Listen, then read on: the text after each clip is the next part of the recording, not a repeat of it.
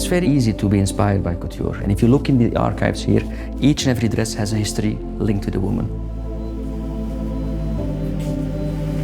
J'ai montré le moulin rouge qui est de l'automne-hiver 54. Christian Dior in his shows, he used to do a coup de Trafalgar to waken up a little bit the journalist halfway the show. He would suddenly do a red dress or a red outfit. Voilà. Le rouge qui se dévoile.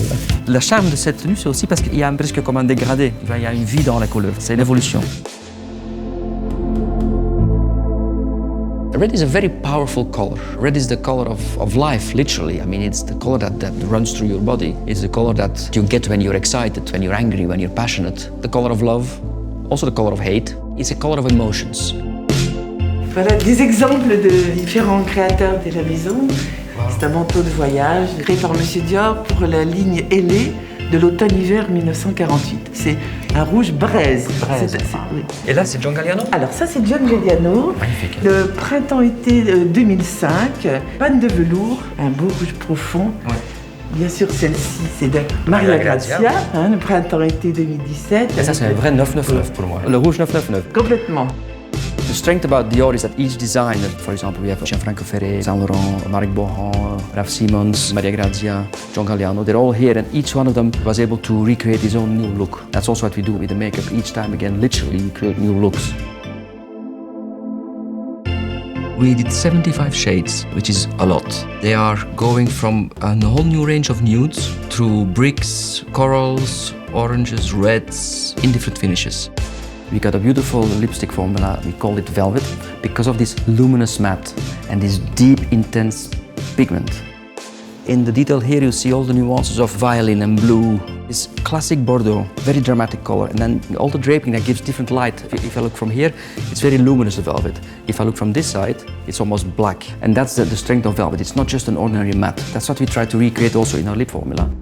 Got this color, called it a mandarin. I call it more like a matte coral. The fabric here is a little bit of a luminosity to it because it's the way it's woven. At the same time, it's a matte finish. The color matches exactly. We can take a color like this rouge rosé, like the deep, intense burning red, and if you add like pink violin fluorescence into it, it becomes metallic. It's amazing to see how the Dior lipstick evolved over the years. From this really precious metal object to a bit more younger. When I started doing makeup, I used to use those. It's been a while.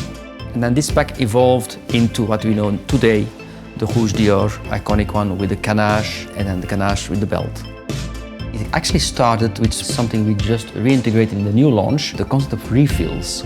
You had the concept of 3 lipsticks. One for your makeup table, almost like an object of design, like a piece of decor. You had the lipstick for your handbag, just a simple, beautiful, iconic packaging. And you had your recharge. 6 recharges pour la coiffeuse et pour le sac. So the great thing about this new concept of Rouge Dior is that, imagine your lipstick is finished, you just take out the tube, go buy your refill in whatever shade you want, click it back in, take off the little cap, and voila, to where we started from. We added an extra product to give even more care to your makeup routine. And it's the first time in Rouge Dior we actually do a lip balm. And it's an amazing formula, very neutral, not too shiny, not too matte, very caring. You can actually use it also as a primer or on its own. Flowers are a very important part of the Dior DNA. And Christian Dior himself, he's inspired by flowers. He grew up in between flowers. We can pick so much from flowers. We can take color inspiration, textures, shapes, but also actual ingredients. Combination with lipstick and beauty, for me, probably comes from old movies. Even though most of those movies are in black and white, you know or you imagined the woman wearing red lipstick. And that's the power of a lipstick. What I think which is great about Rouge Dior, which is fun for me, is when I apply a lipstick on a woman or a girl or a model, especially those who are not used to wearing lipstick, to see the effect it has on them. In the beginning, it's always a bit like, oh, my lips are too thin, or there's always something. But then when you apply it and they see themselves, it's almost like an armor. It's almost like an empowerment. And they're surprised on how it can transform them into a different kind of woman that they are.